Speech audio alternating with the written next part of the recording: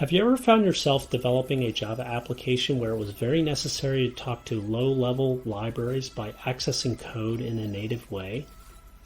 Or imagine accessing memory off of the Java's memory heap. What about your desktop's graphics card? Or even the ability to communicate with an RFID card reader? Well, in this talk, I'm going to show you how to use Java's new APIs called Project Panama.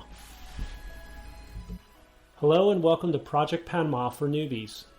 This is a friendly introduction to JEPs, or better known as Java Enhancement Proposals 4.12 and 4.19, mainly focused on the foreign function and memory APIs. My name is Carl D., and I'm a developer advocate at Azul Systems, and prior I've worked on software engineering projects for the federal government. A little plug, at Azul we build high-performance Java runtime environments enabling companies to reduce infrastructure costs. A little bit more about myself.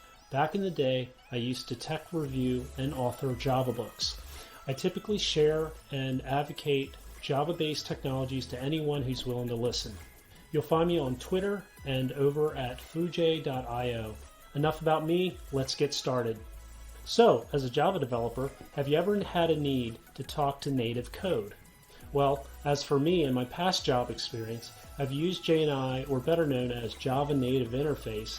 I needed to access Windows-based DLLs or shared libraries. There I needed a way to have Java code to schedule events for Microsoft Outlook's calendar. This was no easy task as we learned things the hard way. So let's look at some of the current solutions used today. Here we see 5 different solutions to access native code. While each has advantages over one another, they all typically require you to create additional code to bind or wrap native code. So wouldn't it be super awesome if you could write pure Java code to access native libraries without having to create wrapper code? Well, Project Panama comes to the rescue. So what is Project Panama? At a high level, Project Panama is an umbrella project comprised of JEP proposals that allow Java developers, like you and I, to access native code. These foundational proposals are the Vector API, Foreign Function API, and Memory API. In this talk, we won't be discussing the Vector API, and mainly Foreign Function and Memory APIs. At a quick glance, here's a timeline since 2018 and the proposals maturing as incubator modules. JEP 338 is the Vector API proposal for vector hardware chips for faster computations. JEP 370, Foreign Memory Access API, is a foundational API for how to access native off-heap memory and other types of memory. For 2020, the second and third incubators of the Foreign Memory Access APIs were created, and the beginning of the Foreign Linker API. For 2021, this past year created JEP 4.12 and 4.19.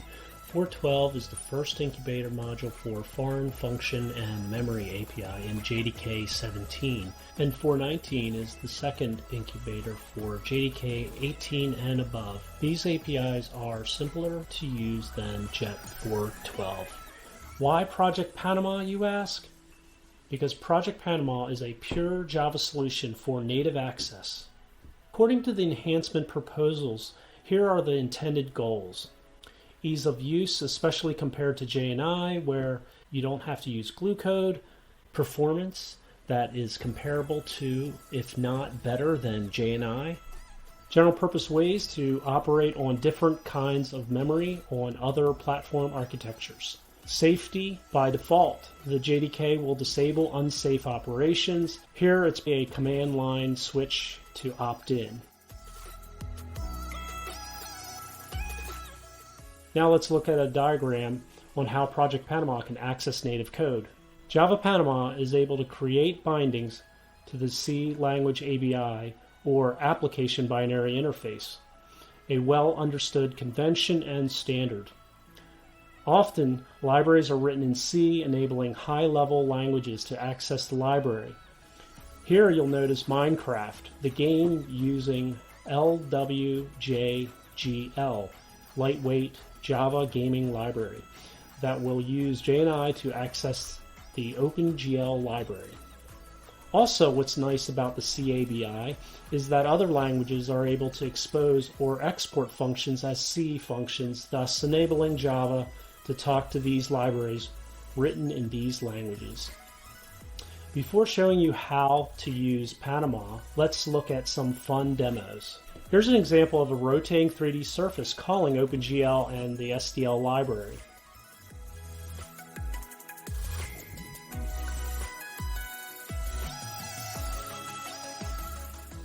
This demo shows the rock, paper, scissors game using the Leap Motion device.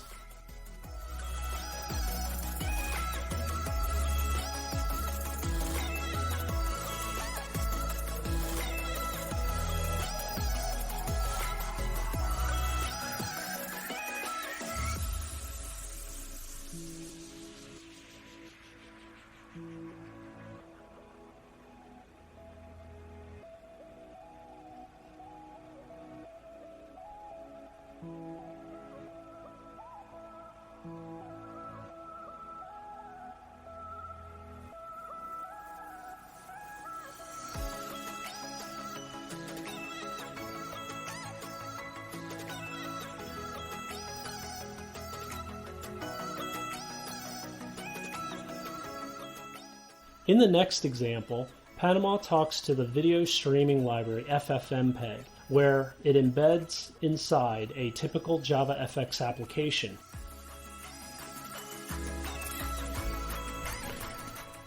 In the FFmpeg example, I embedded in a JavaFX application, and also I reference a callout library that I created to point out things of interest.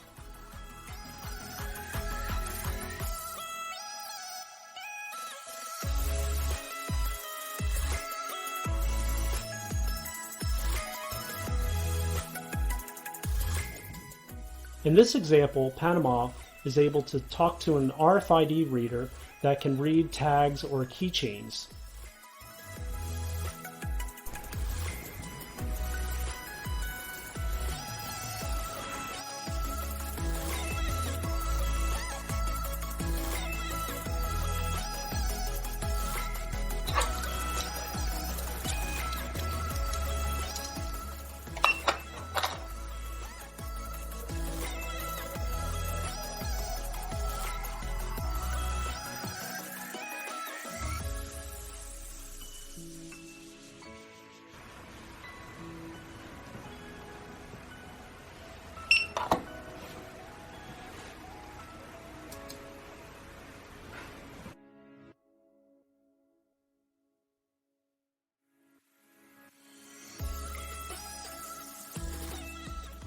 This example shows how Panama can actually talk to the Swift library to access the Apple Touch ID that's located on the keyboard.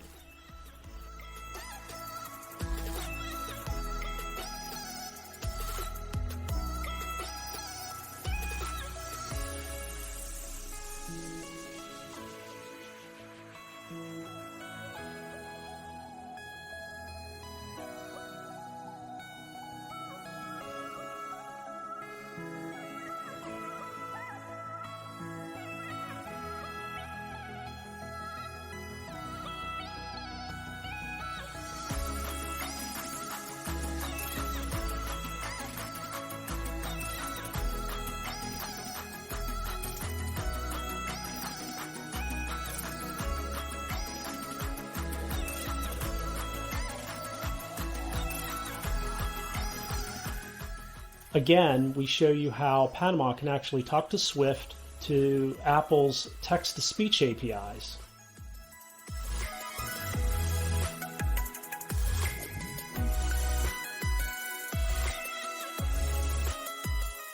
Hello Java Panama. Assuming you are convinced, well, how do you get Panama? Well, it's already in the JDK 17 and above as incubator modules, but to develop Panama, you'll need to use tools that are only available at jdk.java.net/Panama. There you'll see downloads for your favorite OS. This talk and detailed tutorials are located at github.com/carld/Panama, or you can search for the project Panama on Foojay.io. Okay, before getting started, let's set up environment variables, and afterwards we will verify a couple of things before jumping right into code. After you've downloaded the JDK from jdk.java.net/Panama, you'll need to set up your environment variables, Java Home and Path, respectively. Let's do a quick check to see if you've got the correct JDK. Another quick check is to see if the JExtract tool exists. You'll perform JExtract-H for the help menu. Let's go over 5 of the common command line switches that we will be using. Hyphen or -I allows you to specify the C include files directory. -D allows you to specify a destination directory for source files or generated Java classes. -L, lowercase l, allows you to specify the installed library. For example, on the Mac, the shared library file lib.tensorflow.dylib is just TensorFlow. On Linux, it's lib.tensorflow.so, and that would just be TensorFlow. --source will generate Java source files, typically for your IDE. What's nice is that you can see the low-level Panama code that was generated. -T allows you to specify the package namespace of the generated code. Before using JExtract, let's look at a simple Hello World C program. The first line is an include of the standard input-output header, or standard io.h file. This is similar to the Java imports to use various functions defined inside the header. Next, within the main function is the printf function, similar to Java's system.out.printf method. Lastly is the main function's return of 0. 0 is often meaning the code ran successfully. Otherwise, it's an error or status code. Now that you know the basics of a Hello World C program, let's create a Hello World in Java Panama by using the JExtract tool. Before you can use the JExtract tool, you'll need to locate directories that contain header files you want to target, such as standard.io.h. Usually when you install SDKs such as Xcode or VS Code or GCC, directories will be installed with the C libraries and headers. Here we create a convenient environment variable to cut down on some typing when we execute JExtract later. Let's run JExtract to generate Java classes with the destination directory classes, package namespace as org.unix, and the include directory as the environment variable C_include, and as defined earlier, and targeting the standard.io.h file. After the generation, the directories and Java classes reside in the classes directory. Again, we will run the JExtract to generate Java source code. Most IDEs will detect generated source directories to be added to their compile path. If you'd like to poke around the Java Panama source code using an IDE such as IntelliJ, you'll need to add a command line switch, which is the add modules jdk.incubator.foreign to the command line. Alright, now let's mimic the Hello World C program in Java Panama code. These are the imports, mostly static, to help lessen the typing when calling these C equivalent functions. Let's see what Panama code looks like. Here you'll notice a try resources with a scope object. This is like a session when talking to the C world. After the code block is executed, the scope will close or clean up appropriately. Next is a method to convert the Java string into a C-type string. Here the return type is a memory segment. Also, you'll notice the printf taking the C string to be invoked. In JET 419, JDK 18 and above, there have been some updates to the API when creating a C string instead of the prior example of toCstring method. It is replaced by the allocate UTF-8 string method. Now let's run the code example. Here you'll notice the command line switches to be added. Enable native access equals all unnamed, and the add modules is jdk.incubator.foreign. Here's the output of the hello world in Panama. For starters, I want to show you how to mimic or create a C-based primitive variable in Panama. Here's how to create a C variable in JDK 17 using the segment allocator to create an object of type memory segment to store a value of type double that will contain the math.py. So just to clarify that in JET 412 or JDK 17, to access memory, it uses the memory access class to get and set memory segment objects. On the other hand, in JET 419 or JDK 18 or above, the memory segment objects now contain methods to get and set values.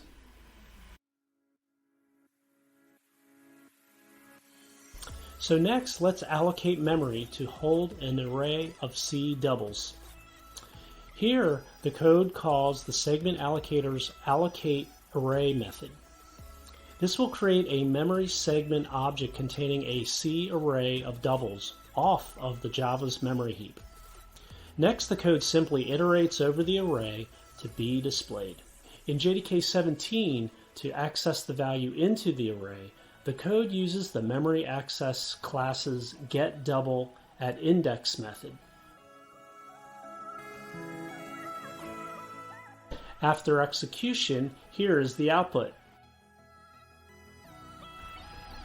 For JDK 18 and above, the code is slightly modified to access the array of doubles using the memory segment's get method.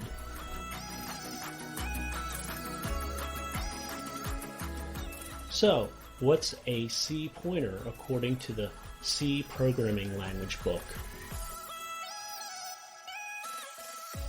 So visually, you can see a pointer is a variable that holds an address as a value. In this picture, it's a 32-bit address or 4 bytes. The pointer itself also has an address in memory.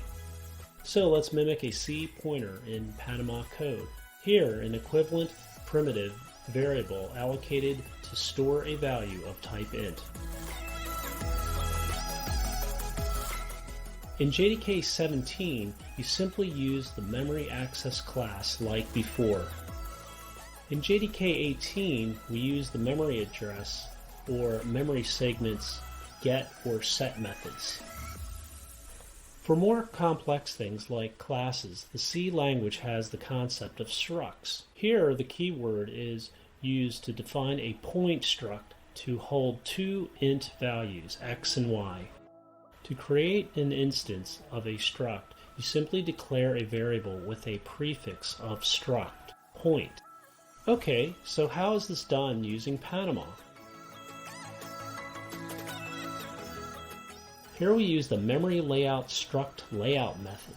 By using the value layout types, such as C_int, they can describe the struct name of each of the fields using the withName method. After creating a struct or group layout instance, we can pass it into the allocator to create an instance of a struct. In this case, it is the variable C point. So how can we access the struct? Well, we can generate the var handle objects. These special objects allow you to know how to navigate a given memory layout. By using the respective get and set methods, you can access the struct similar to Java Beans. Again, this is how you access the struct or group layout in JDK 18 and above.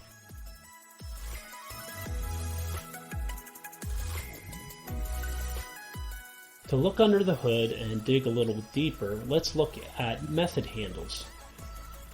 JExtract generates low-level code using method handles to look up native symbols and the ability to call into C functions. In layman's terms, loading shared libraries with method handles can reference symbols loaded from the java.library.path property. Let's look at a simple Unix or Linux function to obtain an application's process ID, better known as the getpid function in C. Here you'll notice this mapping to the C function via the C linker class's downCall handle method. In JDK 17, the downCall handle method will map data types between Java and the C function's signature.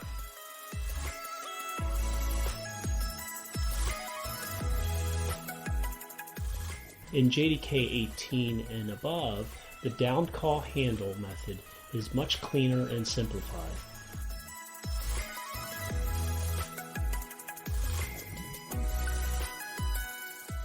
Well, there you have it, a quick tour of Project Panama for newbies. Here are some links below, and for further research, if you have any comments, please let me know at the chat below.